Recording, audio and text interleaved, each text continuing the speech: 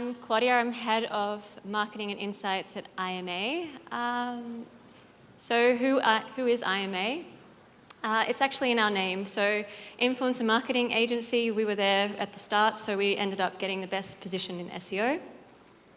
We are a global influencer marketing agency. We're full service, so that means we do everything from strategy to execution. We have a full studio house in team and also production.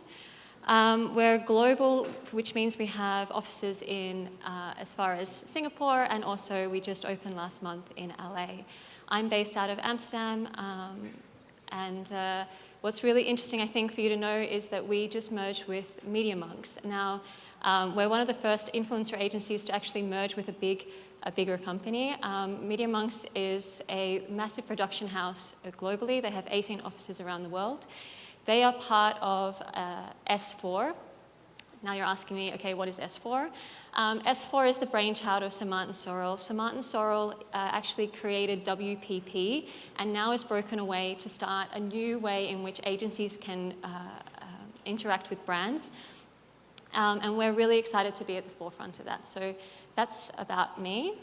IMA is been around for 10 years. We actually have the claim to fame that we started before Instagram, if you can remember that far ago.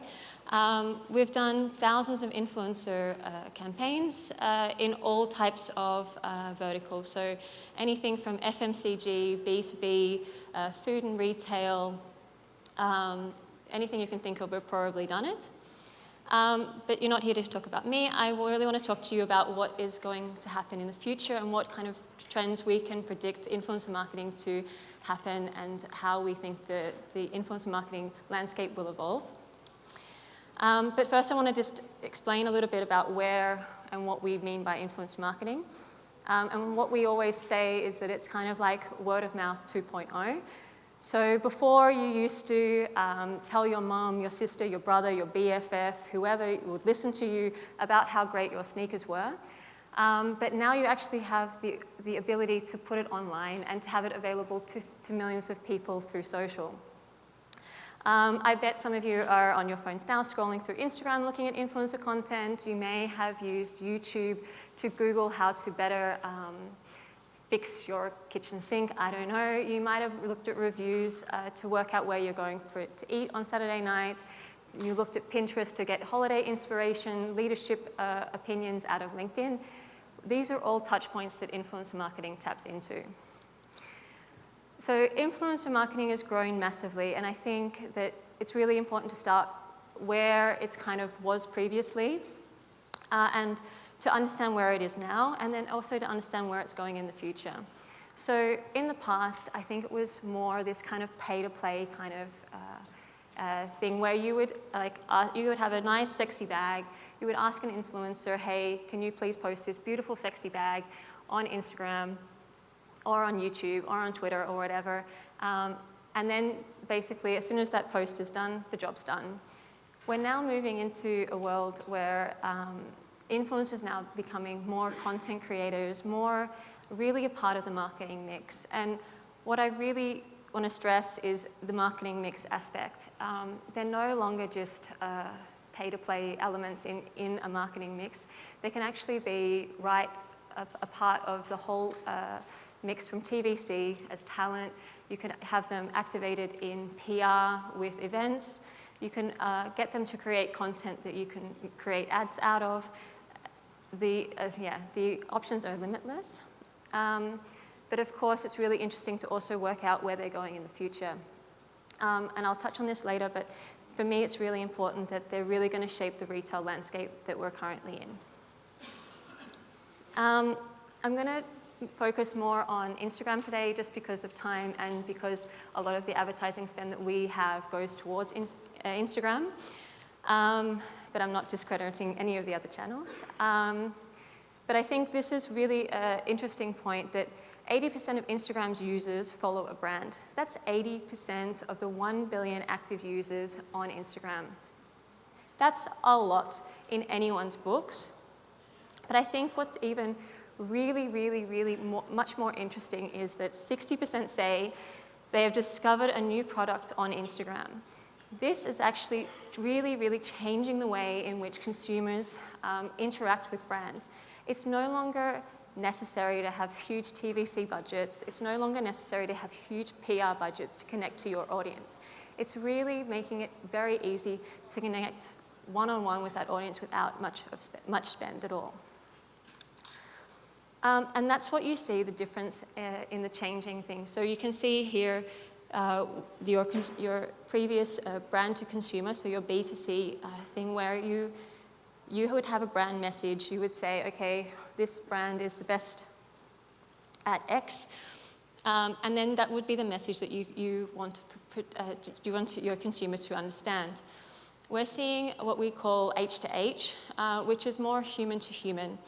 And what we mean by human to human is that the brand needs to live in the ecosystem of the whole social platforms, as well as all the consumers and audience out there. So it's more not about what your brand is saying, what your brand should be, but it's more about what consumers are telling everyone else what your brand should be. And I think to really understand where the future of influencer marketing is going, I really want to touch on where the future of Instagram is going and where and how this will affect the landscape of influencer marketing. So 54% of people made a purchase either in the moment or after seeing a product or service on Instagram. That's a big number in itself, but what it actually means and what Facebook is trying to tell us is that there's a lot of shopping activity going on their platform that they're not getting a piece of the pie. And what I mean by that is they don't have the ability to get any percentage of the revenue spend that's coming through from actually the result of their platform. So this is where we think it's going. I would love to say that this is my slide, but actually this is a slide that's come directly from Facebook, from my account manager. And I love that this is about probably three years too late, but it's here now. And what they're trying to say to us is that before you used to have the organic, where it was very important that you had the organic channel and what you pushed out of your Instagram or Facebook or whatever, and then you also had your ads, that you could have more extended reach, you could retarget, etc. But now they're introducing this third pillar, and this third pillar is really essential for the credibility of the platform, but also maintaining the audience on the platform. So to maintain the audience and to maintain people coming back to the platform, they've finally realized that influencers are actually a huge part of content creation, and they're trying to facilitate brands to be a part of that. And I think this is great in the future of influencers, but also with the newest feature that they've created, which is the paid partnership tag, which gives more legitimacy to influencer marketing. You can see at the top, it says paid partnership with whoever. This just enables a brand to be able to be seen and connected to the right influencer and not left in the captions. But it also makes sure that the influencer is connected, and it's very well aware now that influencers get paid, and now it's just bringing it more legitimacy, and of course that they can then act on the next point that I want to mention. So of course they want to get a piece of this pie, and to be a part of this pie, they need to focus on e-commerce or S-commerce, social commerce, whatever the name is. To be a part of the e-com, they really need to focus on shopping. And to focus on shopping, they really need to do, in my opinion, something really that they haven't quite got the grasp of yet.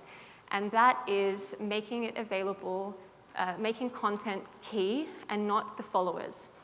So what I see happening is that you see that also with the likes and the followers, and they're focusing less on that, that they're more shifting towards the discovery section.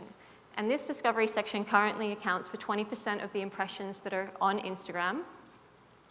And as soon as they get more impressions there, they are able to activate their algorithm, which I'm sure will be becoming much better in the future, to actually serve you content that they think is relevant to you. So no longer are they bound to who you're following, but they can actually serve you content that they might think is relevant to you, but of course also products that you could potentially buy. They're testing this feature now in the US with checkout features. I'm sure some of you have heard of it. But they're also, what's more interesting is that they're focusing also on influencers, and they're testing it with 50 influencers in the US to see how that relationship goes and how they can roll it out globally. It's on the Kylie Jenners of the world currently, and I'm sure that you'll be seeing, maybe not next year, not 2020, but definitely in 2021. So my next point that I wanted to touch on is the industry challenges, and we all heard of influencer marketing, and sometimes you have a bad connotation, sometimes you have a good connotation, but I just wanted to show you a little bit how my thought would be about if you wanted to set up an influencer marketing campaign. And I think what's really, really important is to detach yourself from the influencer per se or the influencer persona and really attach to the audience that you want to have happen, or that you want to connect with. So you might see that in some cases, going towards a male audience, you might have to hire women. You never know. So I think for the fundamental shift, you need to start thinking about the audience. We work with a very high-end luxury winter ski jacket, Montclair, and they are adamant that they need to be the first and they need to be the best. So instead of looking for influencers that we think fit their brand type, we actually looked at influencers that had a really high growth rate. And the really high growth rate was because that we knew that those influencers were trending not 2 years ago, not 6 months ago, but they're trending now. And they're the people that we need to connect to our brand. We also have a lot of conversion campaigns, and I think it's really important to understand the purpose that you want the influencer to also have. So for instance, in a conversion campaign, celebrities might not be the best, macro influencers might not be the best, but how a micro influencer connects to their audience and is more commercial might be better. So it's a different way of looking at it, and just always remember that the audience should come first. I think once you get over which audience you want to target, it's also no longer, of course, as I said, about this human-to-human connection, about the brand story, about the brand. It needs to be about the brand story.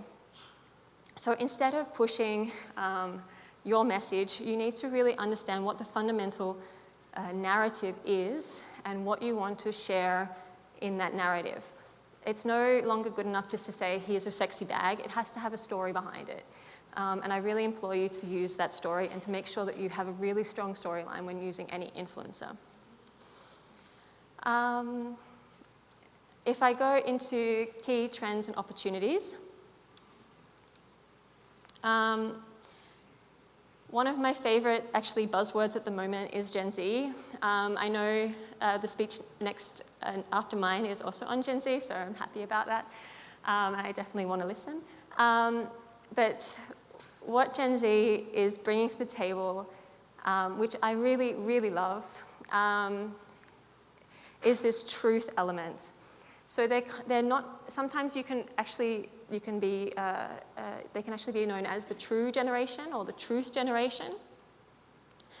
They're fundamentally looking for the truth. And I think this is really going to change the way in which brands need to operate based on the storytelling, based on the human-to-human connection, about how they operate in the marketing mix towards Gen Z and then ultimately towards everyone else. Of course, they believe what everyone is saying. So if they're the true generation, they're looking and searching for information all the time. So this means that if you're activating influencers in, say, diversity, and you want to make sure that you're seen as a diverse company and that you have different colors, faces, everything like that, and you don't live it and breathe it as a company, you are going to get caught out. And that's a big risk to influencers, and that's what they don't want to work with. They want to work with brands that have a fundamental core narrative going through. They want to make sure that they're not just pushing a message, that they're pushing the brand message and the brand story. I think to really click into that, we really need to pay attention. And another thing is that Gen Zs want to be heard. And of course, everyone wants to be heard, but more than ever, as you can see, these global phenomena that are taking place, you can see that they actually have a very, very strong voice. And I think as a brand, if anyone is talking to you, I think you should try and listen. And I'm pretty sure some of you, most of you, have already heard of Basia, but I just want to reiterate that this was probably the best case you could probably ever imagine. It's currently a unicorn. It's currently worth 1.2 billion. It started with Emily Weiss. She had Into the Gloss, this website where she curated all these different beauty opinions, and she was able to build a really, really strong following online based on her expertise. Then she woke up and was like, okay, I want to start a beauty brand. Let's ask my audience what they want in a beauty brand. Hence the question, what's your dream face wash? She asked, and then Milky Jelly Cleanser was born. This is not, and then she's been able to actually make it an Instagram sensation. She's got pop-up shops, she's got lofts in New York, she's got 1.2 billion on her bank account. And I think this is a really great way of understanding what's being said about your community, and also ensuring that it's a community-first mentality that you have. So that's saying that, I mean, create co-created products and content to support the image of a community-driven brand. And that's that human-to-human connection. That's that listening. That's that driving for what you want in a product and what you want to be shared online, that you have it through the whole marketing mix. So I just want to leave you with, I know I spoke a lot of information, so I just want to make it really clear in 4 key things that I want you to take away. The e-commerce part that I spoke about, where Instagram will take more and more of that pie away from Amazon and Google's of the like, and they will really be a game changer in the way that the retail landscape has changed, but also in the way that you need to interact with influencers. The right fit, I feel like this is a really pertinent one, not only finding the right influencer for you, but finding the right influencer's audience for you. And this is where you should start for all of your strategies. I feel also like culture, where we talk about Gen Z and this search for the truth, will impact the way in which we need to storytell our brand. So how we need to make it a consistent and a constant thread throughout the whole organization. And crowdsourcing. I feel if anyone wants to listen to you, that we should also listen to you, to those people who want to make our brands better. And actually, they're going to be buying your product anyway, so you might as well make the product that they want.